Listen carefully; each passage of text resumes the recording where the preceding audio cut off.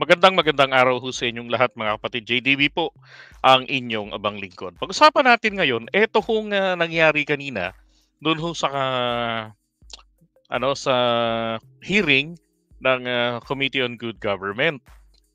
So siguro marami sa atin medyo nalimutan na. Ako iniisip-isip ko rin mga nakarang araw, kamusta na kaya si ah, former USEC, DepEd USEC Mercado, yung sosyalista.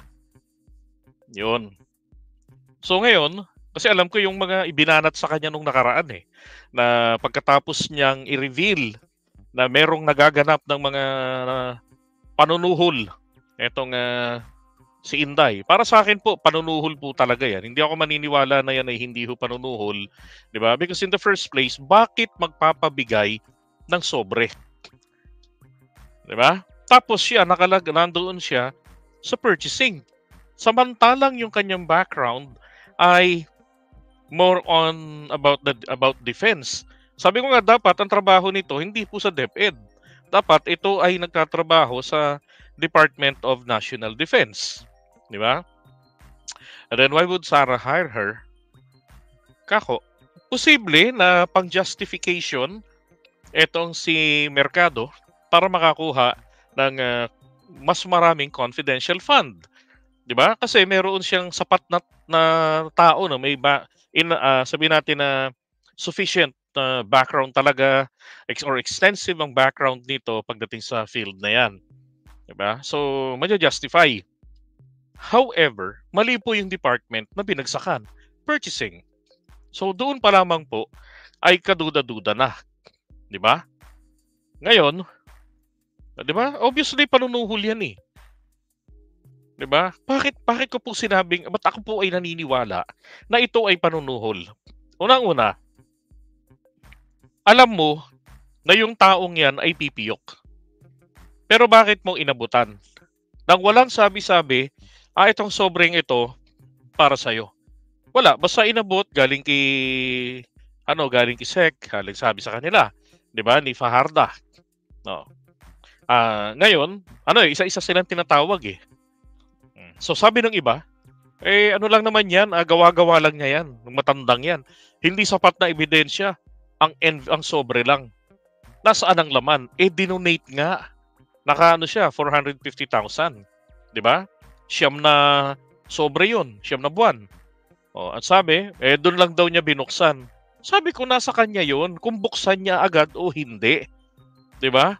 Unang-una, ibig sabihin, kaya po hindi agad niya binubuksan yun, aware siya na baka mamaya trap ito o baka, 'di ba? May something dito sa loob nito pwedeng ikasira ng trabaho niya. Kaya nga, she made a condition na bubuksan niya to, tatanggapin niya to basta i-donate ang laman. At doon po nabuksan lahat ng sobre. Natig 50 mil ang laman. At doon niya nalaman ang halaga ay tapwe. Ngayon, kanina, abay, akalain mo, meron na naman pong isa. Envelopes from Miss Shine Fajarda. Yun, kay Fajarda na naman. Kay Asek Fajarda. Hindi ba't ito yung inuutusan na tumawag? Kasi tumawag kung sino yung bibigyan.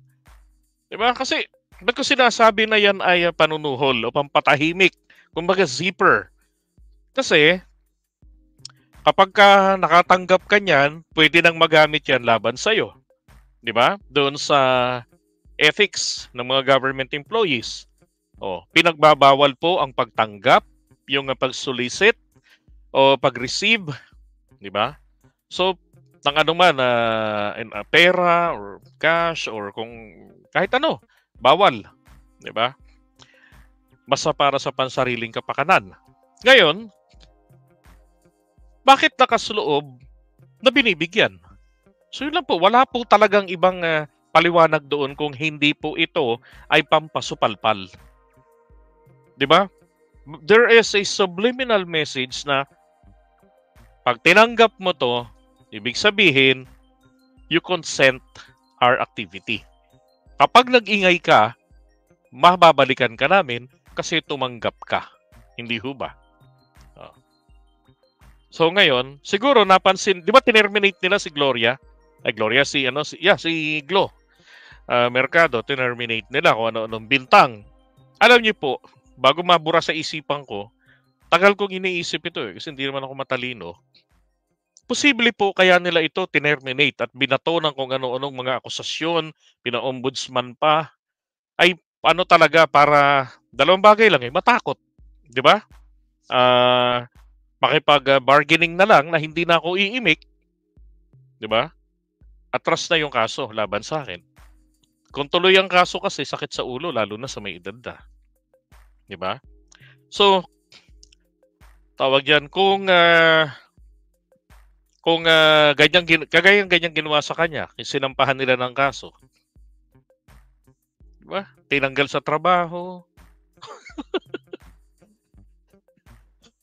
Parang tipong napuna kasi nila rito, teka, hindi niya binubuksan yung sobre. Naiipon ang sobre. Ibig sabihin, nagdududa sa atin si Glo, Mercado. I-terminate natin. Di ba? Alam niyo ho, ang makakagawa lamang nun ay yung mga tao na sanay sa ganyan pong gawain.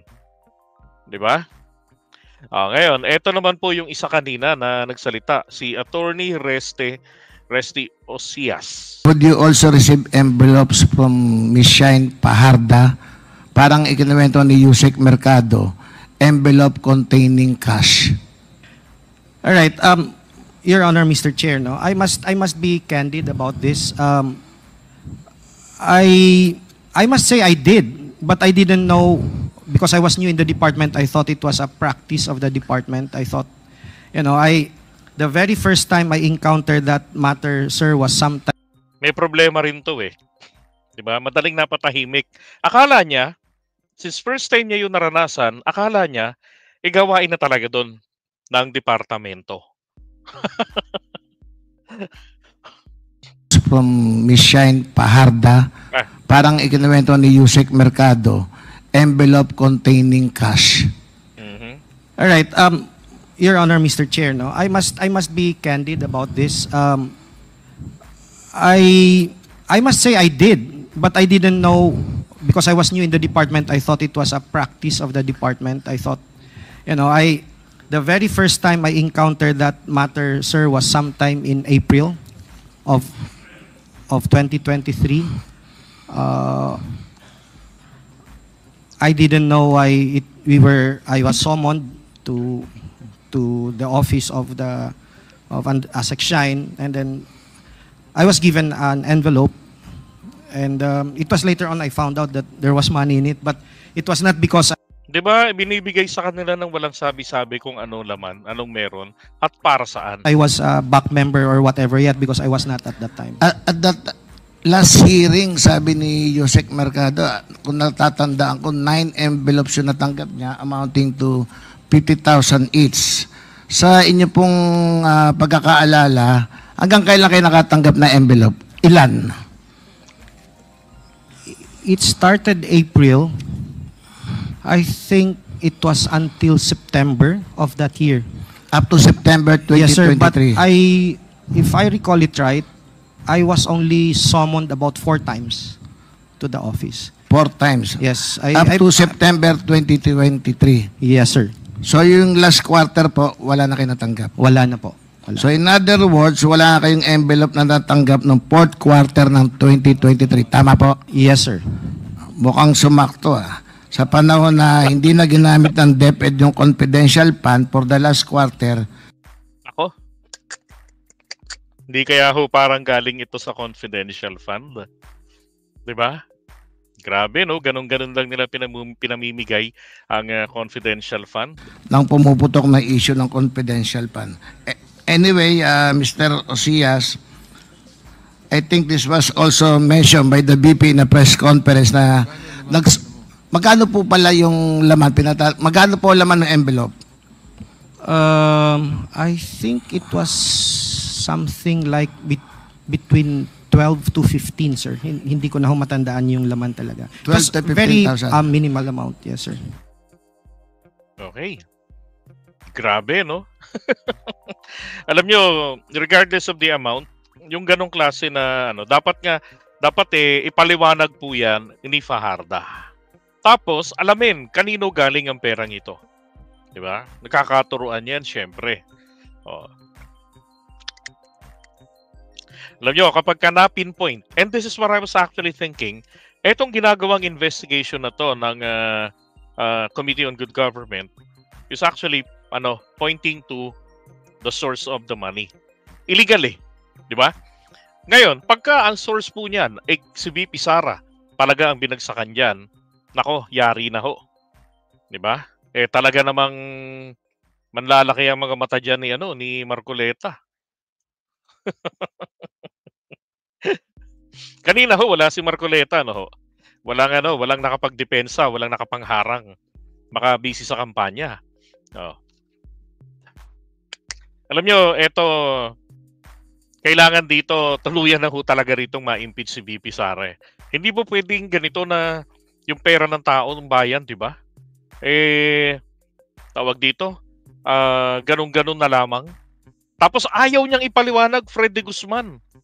Di ba? Bakit ayaw niyang ipaliwanag? Ayaw niyang humarap. Bakit ayaw niyang matanong? Oh. Eto lang, tanong ko lang sa iyo, Freddy Guzman. Okay lang ba sa iyo na yung pera ng taong bayan na hawak ng presidente o hawak ng vice president ay dadaanin na lamang po natin sa kalakaran na hindi kino-question paano nila nagastos ang pera ng bayan? Okay lang po ba yun sa inyo? Oh. Di ba? Kasi kung talagang may pagmamahal sa bayan, may malasakit sa bayan, lalo na sa sarili, unless hindi ka taxpayer, di ba? Hindi ka taxpayer, wala kang pambili ng kung ano-ano. Kasi mga taxpayer, yung mga nakakabili sa tindahan at least. Kasi matik may bayad na yon, may kaltas na sa sahod, may kaltas na ng buwis. Pag bumili ka, may binabayaran kang buwis. Di ba? Yun lang yung magalaking tanong dun eh. Bakit ayaw ipaliwanag ito? Bakit todo harang ni Gloria Arroyo, todo harang ni Ungab, todo harang ni Tony Marcoleta? Tapos sasabihin, tradisyon. Di ba? Tradisyon. So, kung ang pera pala ng bayan ay nadali ho sa korupsyon dahil lamang ang kumurap, hindi ko sinasabing si Sara, hindi ko sinasabing si PBBM. Ang sinasabi ko rito, paano pag nagkaroon tayo in the future na presidente or vice president na kurap sa pera, kumakain ng pera. 'Di ba? Lumululun ng pera, nagma-magic. Hindi na ba natin sila ipatatanong sa mga kongresista na siya nagre-repaso ng budget bago nila aprubahan? 'Di ba? Trabaho nila 'yun. Hindi na ba natin ito sa kanila patitingnan? Hindi na ba natin kukulitin etong mga humawak ng pera natin? 'Di ba? Hindi na ba natin sila kukulitin na, hoy, harapin mo 'yan, tanong sa'yo, sagutin mo 'yan, ipaliwanag mo 'yan. Hindi na ba natin pagpapaliwanagin? Abay, unfair naman po 'yan sa mga tauhan natin. Unfair naman po 'yan sa mga anak natin. Na binigyan natin sabi natin ng pera para bilhin ito, tapos dumating, binigay sa yung binili, pero medyo tingin mo naman parang agrabyado ka, mali yata yung sukli, o minsan walang sukli. Hindi ka na iimik. Definitely, iimik ka. Kukulitin mo, baka mapalo mo pa eh. Di ba? Kasi alam mo yung presyo. Bakit nagpaloko yung anak mo? Magagalit ka, pero bakit pagdating po sa buwis ng taong bayan, sa pera ng taong bayan? Di ba? So, ibig po bang sabihin, ang mga pumapabor sa gusto ni na Marcoleta na daanin na lamang ito sa palakasan, tradisyon? Yan po ay tradisyon ng pangungunsinti sa korupsyon ng Office of the President at Office of the Vice President. And again, I'm not saying etong sa current administration or Vice President. Ang sinasabi ko, what if in the future magkaroon tayo ng mga ganong klaseng taong nagmamagic ng pera para tipong, basta na bisa, wala. Yung biglang ganon. Diba? Yung tipong 11 days, tunaw ang pera. Diba? Disgrasya tayo rito. Totoo. Ang dami ho talaga naman pagka tinignan nyo sa internet. makikita nyo yung mga breakdown ng mga pera na hindi pa na i-explain maigi, hindi pa na pangalan nito na i-audit o na tawag dyan, yung liquidate ng DepEd nung panahon ni VP Sara, yung perang pinag-uusapan. May mga project na like yung 12.5 million pesos na naubos ng ilang araw yun. 3 ba? Yung ginamit sa national, yung youth leadership. Di ba? O, saglit ha. I-share ko lang sa inyo tong na to kanina. Ito eh.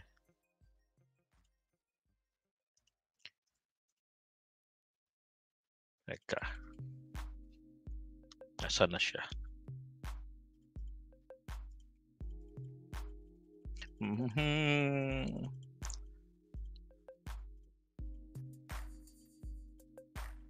Okay. So, ito po. Ito naman sa sa rental naman ito. Ayan oh. 'Di ba?